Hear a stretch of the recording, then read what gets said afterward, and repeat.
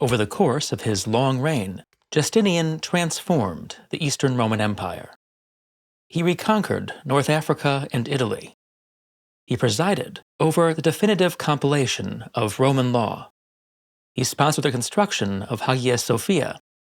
And, along the frontiers, he ordered an unprecedented fortress-building campaign. Under the early emperors, most fortifications had been built of earth and wood.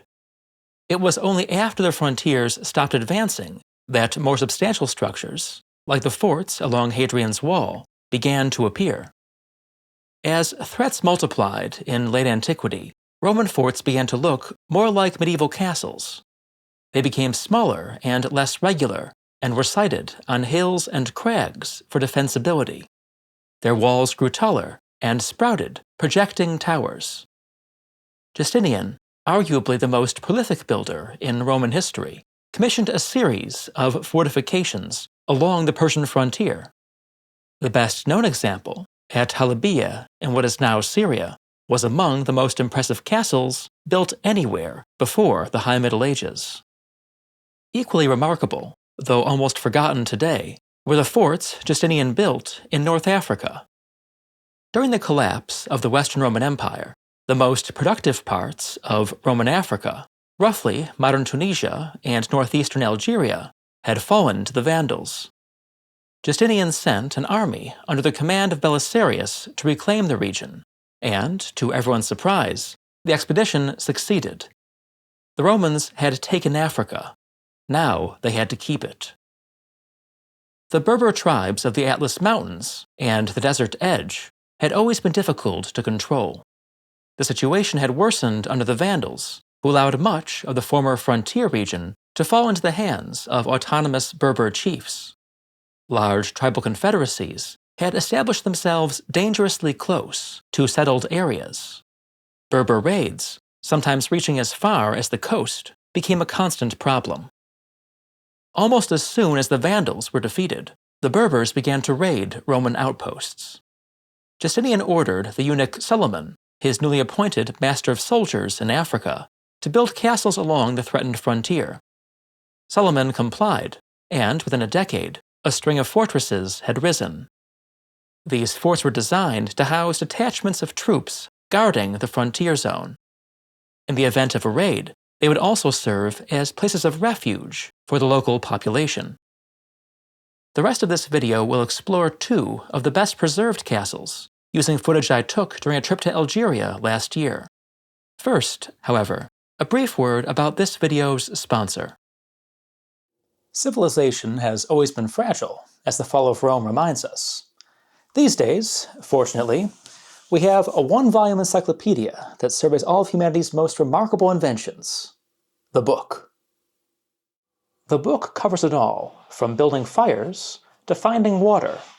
With 23 chapters and 180 topics, it includes everything you would need to rebuild civilization. More immediately, it has enough for readers of all ages to browse for hours on end. I especially like the hand-drawn illustrations, which range from engineering schematics to motifs from medieval art. The quality, like that of the laminated cover and the art-grade paper within, is exceptional. So, if you're interested in history and human innovation, follow the link in the description and use the code ToldenStone10 to save on your purchase of the book. Returning to our topic. Perhaps the most impressive of Justinian's African castles was located just outside Timgad, Roman Thamugadi. The frontier of Byzantine Africa was divided into 4 districts. Timgad was in the Numidian sector. The chief enemies here were the tribes of the Ores Mountains, and especially the chieftain Iabdus, who was said to command tens of thousands of warriors. The castle was a huge rectangular enclosure with 4 gates. Here, we're facing the main gate. The walls are about 10 feet thick. In places, they're still nearly 50 feet high. Entering through the main gate, it becomes clear that the fort was built with material scavenged from the buildings and monuments of Timgad. Procopius claims that Timgad was deserted at the time of Justinian's conquest, thanks to constant Berber raids. If this was true, Solomon's workmen would have had no shortage of structures to plunder. One imagines, however, that at least a small population still lived in the vicinity. Otherwise, there would have been no point in building a fort to protect them. 3 copies of the fort's dedicatory inscription have survived. All record the reconstruction of Timgad by the patrician Solomon in the 13th year of Justinian's reign, that is, 539 AD. From this vantage point above the main gate, you can see the entire fort. The eastern part, to our left, contains the barracks of the enlisted men. In the western part, to our right, were the commander's residence, officers' barracks, baths, and a chapel. Let's start with the barracks of the enlisted men. Originally, they were 2 or 3 stories tall, with balconies supported by stone pillars in front. The ground floor was probably used to store armor and equipment. The men would have slept in the now vanished upper floors. Estimates of the garrison's size vary, but it was probably around 600. The western side of the fort was set aside for the commander and his staff. The chapel, pictured here, was probably reserved for their use. It may have also enshrined the unit's standards. At the center of the western side was this pool, already centuries old when the fort was built. Now dry, it once held the waters of a spring revered as sacred in the days before Christianity. Solomon's castle was built around it to ensure that the garrison would never lack water. Beside the spring-fed pool were additional barracks, probably occupied by junior officers and the commander's honor guard. Most of the castles that protected Justinian's African frontier were smaller than the Timgad fort, and designed primarily to serve as places of refuge during a raid.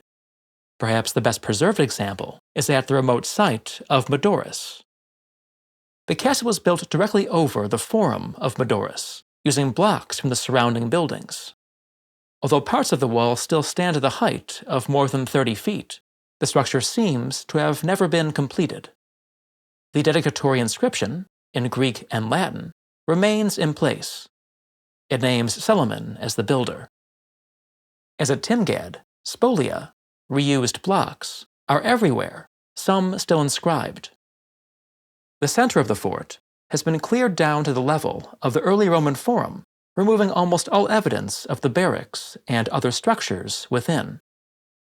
On this side, the castle was built over the Roman theater. Though a small structure with only 1,000 seats, it had a relatively high perimeter wall that Justinian's builders could incorporate into their fortress. On the other side of the fort was this tower. Though initially accessible on 2 levels, all trace of the wooden floors and roof vanished long ago. The most interesting feature of the Madauros Castle is the subterranean passageway that connects it with a well about 100 feet away. This is the entrance, built with the usual reused blocks. And a short taste of the tunnel itself, roofed with columns and other spolia.